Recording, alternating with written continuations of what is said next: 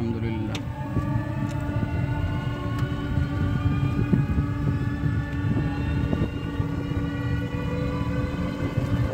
এটা হচ্ছে পটুয়াখালী সদরের রোড।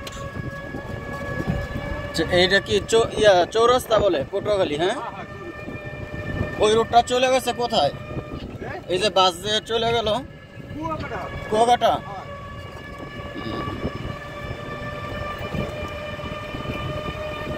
লাভি বা যে বাসটা দিয়ে আসলাম মনে হয় যেমন পাগলা বাস, বুঝছেন?